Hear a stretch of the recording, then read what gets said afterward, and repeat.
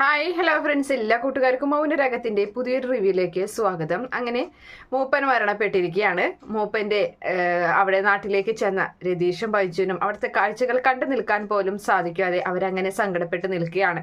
എന്തായാലും കർമ്മങ്ങളൊക്കെ കഴിഞ്ഞതിന് ശേഷം അവർ നാട്ടിലേക്ക് തിരികെ വന്ന് കിരണോടായൊരു കാര്യം പറയുന്നുണ്ട്. അവിടുത്തെ കാര്യങ്ങൾ കണ്ടു നിൽക്കാൻ പറ്റുന്നില്ല അളിയ എന്നിങ്ങനെ ബൈജുവും അതുപോലെ തന്നെ അമലുവിന് രണ്ട് തരത്തിലാണ് തിരിച്ചടി കിട്ടിയിട്ടുള്ളത്. ഒന്ന് മാനസികമായിട്ടുള്ള ഒരു തിരിച്ചടിയും, രണ്ടാമത്തെ അവളുടെ പ്രിയപ്പെട്ട അച്ഛൻ നഷ്ടപ്പെട്ടില്ല ഗംഗ കാരണം എന്നൊക്കെ ഇങ്ങനെ പറയുന്നുണ്ട്. എന്തായാലും കൂടുതൽ അബദ്ധമൊന്നും അവൾക്ക് പറ്റിയില്ലല്ലോ, അതിനു മുമ്പ് കാര്യങ്ങൾ തിരിച്ചറിഞ്ഞല്ലോ എന്നിങ്ങനെ കിരൺ പറയുമ്പോൾ ബൈജു പറയുന്നുണ്ട്, അത് ഉറപ്പൊന്നുമില്ലല്ലോ, അങ്ങനെ ഇനിയിപ്പോൾ എന്തെങ്കിലും അബദ്ധം പറ്റിയോന്ന് ആർക്കറിയാം എന്നിങ്ങനെ പറയാണ് കേട്ടോ. അതിനുശേഷമാണെങ്കിലും ഈ നമ്മുടെ ഗംഗപ്രസാദിനെ തന്നെയാണ് കാണിക്കുന്നത്. ഗംഗപ്രസാദ് ഒരു പുഴയോരത്ത് അങ്ങനെ ഇരിക്കുന്നുണ്ട്. അവൻ്റെ രണ്ട് ഒത്തിങ്ങനെ സംസാരിക്കുകയാണ്. അപ്പോൾ കിരണിനെ പറ്റി ഇങ്ങനെ പറയുന്നുണ്ട്. എന്തായാലും ആ കിരൺ അവനൊരു ഒന്നൊന്നര മുതൽ തന്നെയാണ്. ആ ബൈജുവിനൊപ്പം പെണ്ണ് കാണാൻ വന്നപ്പോൾ, സ്റ്റെഫിയെ പെണ്ണ് കാണാൻ വന്നപ്പോൾ അവനെ തീർക്കേണ്ടതായിരുന്നു. അവിടെ നമുക്ക് അവനെ തീർക്കാൻ പറ്റില്ല, അവിടെ പറ്റിപ്പോയി നമുക്ക് അബദ്ധം എന്ന് പറയുമ്പോൾ ഗംഗയാണെങ്കിൽ കിരണിനെ പുകഴ്ത്തുകയാണ്. ഗംഗ പറയുന്നുണ്ട്, എടാ ഞാൻ കണ്ടിട്ടില്ല ഇങ്ങനെ ഒരു മനുഷ്യന്, അവൻ ശരിക്കും ഒരു കരുത്തുറ്റവൻ തന്നെയാണ്. അവന് മരണത്തിലൊന്നും യാതൊരു തരത്തിലുള്ള പേടിയുമില്ല. പിന്നെ കുടുംബമുള്ളത് കൊണ്ട് മാത്രം നമ്മളെപ്പോലെ കൊല്ലാനും തല്ലാനും നടക്കുന്നില്ല എന്ന് മാത്രം.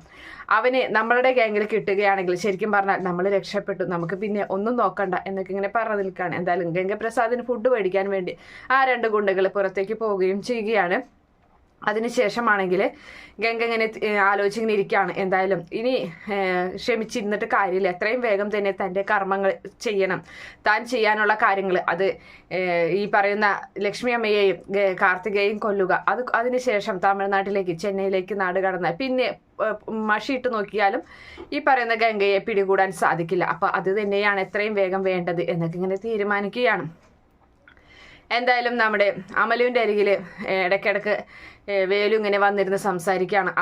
അവള് തീരെ ഭക്ഷണമൊന്നും കഴിക്കുക അല്ലെങ്കിൽ വേറെ ഇങ്ങനെ ഏത് നേരം കരച്ചില്ലെങ്കിൽ തന്നെയായിട്ട് ഇങ്ങനെ ഇരിക്കുകയാണ്. അപ്പോൾ വേലു വന്നിട്ട് പറയുന്നുണ്ട്, അമലു നീ ഇങ്ങനെ ഇരുന്നാൽ എങ്ങനെ ശരിയാവാം, എന്തായാലും അബദ്ധം പറ്റേണ്ടത് പറ്റി, ഞാൻ എത്രയോ വട്ടം നിങ്ങളോട് പറഞ്ഞതാണ് അവനെ വിശ്വസിക്കരുത്, അവൻ പുറത്തു നിന്ന് വന്ന ഒരാളാണ്, അപ്പോഴൊന്നും നിങ്ങൾ എൻ്റെ വാക്കുകൾ കേൾക്കാൻ കൂട്ടാക്കിയില്ല, അങ്ങനെ കേട്ടിരുന്നെങ്കിൽ ഇപ്പോൾ ഒരു പക്ഷേ ഒന്നും സംഭവിക്കില്ലായിരുന്നു, നമ്മുടെ മൂപ്പൻ എൻ്റെ മാമൻ ഇപ്പോൾ നമ്മുടെ കൂടെ ഉണ്ടാവില്ലായിരുന്നു എന്നൊക്കെ ഞാൻ പറയുമ്പോഴും അമല് പറയുന്നുണ്ട്, ഞാനാണ് എല്ലാത്തിനും കാരണം, ഞാനാണ് എൻ്റെ അച്ഛൻ്റെ മരണത്തിന് കാരണം, ആ ദുഷ്ടനെ ഇവിടേക്ക് വിളിച്ചു വരുത്തി അവിടേക്ക് കൊടുത്തതും എല്ലാതും ഞാൻ തന്നെയാണ്, എനിക്ക് സഹിക്കാൻ പറ്റുന്നില്ല വേലുവേട്ട എന്ന് പറയുന്നുണ്ട്. വേലുവേട്ട എനിക്ക് അബദ്ധങ്ങൾ പറ്റി, എനിക്ക് ചതി പറ്റി, ഞാനിപ്പോൾ ഒരു പൊട്ട സ്ത്രീയാണ് എന്നൊക്കെ ഇങ്ങനെ പറയുന്നുണ്ട്. അപ്പോൾ വേലു പറയുകയാണ്, അമലു നീ എങ്ങനെയൊക്കെ നിനക്ക് അബദ്ധങ്ങൾ പറ്റിയെന്ന് പറഞ്ഞാലും നിനക്ക് ചതി പറ്റിയെന്ന് പറഞ്ഞു കഴിഞ്ഞാലും നിന്നെ ഞാൻ ഒരുപാട് സ്നേഹിക്കുന്നുണ്ട് അമലു, അതുകൊണ്ട് അതൊക്കെ ഞാൻ പുറത്ത് നിന്നെ ഞാൻ എല്ലാ തെറ്റുകളും ഞാൻ ക്ഷമിക്കാൻ ഞാൻ തയ്യാറാണ്, നിന്നെ ഞാൻ ഭാര്യയാക്കാൻ തയ്യാറാണ് എന്നിങ്ങനെ പറയുന്നുണ്ട്. എന്തായാലും ഉടനെ തന്നെ ആ സത്യം അവരിങ്ങനെ തിരിച്ചറിയുകയാണ്. അമലിൻ്റെ വയറ്റിൽ കുഞ്ഞുണ്ട് എന്ന സത്യം തിരിച്ചറിയുന്നുണ്ട്. അത് കേൾക്കുന്ന വള്ളി, അതായത് മൂപ്പൻ്റെ ഭാര്യ, അവൾക്കൊട്ടും സഹിക്കാൻ പറ്റുന്നില്ല. അവൾ തലങ്ങും വിലങ്ങും അമലുവിനെ തല്ലുകയാണ്. അങ്ങനെ വേലു പറയുന്നുണ്ട്, വേണ്ട മാമി അവളെ തല്ലണ്ട, കാരണം അവളുടെ ഭാഗത്ത് തെറ്റുണ്ടെന്ന് പറയാൻ പറ്റില്ല, എല്ലാവരും അവനെ വിശ്വസിച്ച് പോയില്ലേ, ഇനിയിപ്പോൾ അവളെ തല്ലിയിട്ട് എന്താ കാര്യം, ഇനിയിപ്പോൾ എല്ലാവരെയും അറിയിക്കേണ്ട, കാര്യങ്ങൾ നമുക്ക് ഒതുക്കത്തിൽ പറഞ്ഞു തീർക്കാം, ഞാൻ എന്തായാലും അമലുവിനെ കൈവിടില്ല, എന്തായാലും അവൾക്ക് ആ കുഞ്ഞിനെ വേണമെങ്കിൽ വളർത്താം, ഇല്ലെങ്കിൽ അവളുടെ ഇഷ്ടം പോലെ ഞാൻ വിട്ടുകൊടുത്തിരിക്കുകയാണ്, എന്തായാലും എൻ്റെ ഭാര്യയായി തന്നെ അവൾ ഈ കാട്ടിൽ ഇവിടെ തന്നെ ഉണ്ടായിരിക്കുമെന്ന് പറയുന്നുണ്ട്. പക്ഷേ നമ്മുടെ ലക്ഷ്യം എന്ന് പറയുന്നത് അതല്ല, നമ്മുടെ മൂപ്പനെ ഇല്ലാതാക്കിയ മാമനെ ഇല്ലാതാക്കി അവനെ കയ്യിൽ കിട്ടുകയാണെങ്കിൽ നമുക്ക് തീർക്കണം, അതിനെന്താ വേണ്ടതെന്ന് വെച്ചാൽ ചെയ്യണം, അതിന് ഞാൻ ഈ കാട് ഇറങ്ങിച്ചെന്നിട്ട് അവനെ കൊല്ലണമെങ്കിൽ ഞാൻ കൊല്ലും, അതാണ് എൻ്റെ ഏറ്റവും വലിയ ലക്ഷ്യം എന്ന് പറയുന്നത് എന്നൊക്കെ ഇങ്ങനെ പറയുന്നുണ്ട്. അപ്പം അമലവും പറയാണ്, ഞാനുമുണ്ട്, എനിക്കും അറിയാലോ, അമ്പെയ്യാനൊക്കെ എനിക്കും അറിയാലോ എന്നൊക്കെ ഇങ്ങനെ പറയുകയാണ്. എന്തായാലും കിരണൊക്കെ വലിയൊരു തീരുമാനം അവിടെ നാട്ടിലെടുക്കുകയാണ്. ഇനിയിപ്പോൾ കാത്തിരുന്നിട്ട് കാര്യമില്ല, അവൻ മാളത്തിൽ ഒളിച്ചിരിക്കുകയാണ്. ഇനിയിപ്പോൾ അവനെ മാളത്തിൽ നിന്ന് പുറത്തു കൊണ്ടുവരേണ്ടത് കിരണിൻ്റെയും മറ്റുള്ള എല്ലാവരുടെയും ആവശ്യമാണ്. കാരണം അവൻ മാളത്തിൽ ഒളിക്കുന്നിടത്തോളം കാലം ആർക്കും ഒരു സ്വസ്ഥമായ ജീവിതം ഉണ്ടാകില്ല, എല്ലാവരും പേടിച്ച് വരണ്ടിരിക്കേണ്ട ഒരു അവസ്ഥയാണ്. ഏത് ഭാഗത്തു നിന്നാണ് അപകടം ഉണ്ടാകുന്നതെന്ന് പറയാൻ പറ്റില്ല. എത്രയും വേഗം അവനെ തെരഞ്ഞു പിടിച്ച് കണ്ടെത്തി അവനെ കൊല്ലണം, അവനെ തീർക്കണം. ഇനി ഒരു സംശയത്തിൻ്റെയും ഇടവരുത്തരുത്. എല്ലാവരും നല്ല ശക്തമായൊരു തീരുമാനത്തിൽ തന്നെയാണ്. ആര് കണ്ടു കഴിഞ്ഞാൽ അവനെ കൊല്ലണം എന്നുള്ളൊരു ആ ഒരു ദേഷ്യത്തോട് കൂടിയിട്ട് വാശിയോട് കൂടി തന്നെയാണ് നിൽക്കുന്നത്. അതിന് വേണ്ടിയിട്ട് കിരൺ ആ ഒരു തീരുമാനം എടുക്കുകയാണ്. എത്രയും വേഗം തന്നെ നമ്മുടെ ഇവളുടെ കാർത്തികയുടെ വിവാഹം നടത്താനാണ് തീരുമാനിച്ചിരിക്കുന്നത്. അപ്പൊ കാർത്തികയോടൊക്കെ ഈ കാര്യം സംസാരിക്കുമ്പോൾ ഇപ്പൊ ഇങ്ങനെ ഒരു സാഹചര്യത്തിൽ അത് അപകടമല്ലേ കിരൺ എന്ന് ചോദിക്കുന്നുണ്ട് ലക്ഷ്മി അമ്മയും അതുപോലെ കാർത്തികയും. അപ്പൊ പറയുകയാണ്, അപകടം അത് അവനെ കൊണ്ടുവരാൻ വേണ്ടി മാത്രമാണ് ഇങ്ങനെ ഒരു തീരുമാനം. എന്തായാലും കാർത്തികയുടെ വിവാഹമുണ്ടെന്ന് അറിഞ്ഞു കഴിഞ്ഞാൽ നമ്മൾക്ക് എല്ലാവരെയും വിളിച്ച് ഇതാക്കണം. അപ്പോൾ അവനും അറിയണം കാർത്തികയുടെ വിവാഹമുണ്ടെന്ന്. ആ ഒരു സന്ദർഭത്തിൽ അവൻ പുറത്ത് ചാടാതിരിക്കില്ല. അവൻ വരും.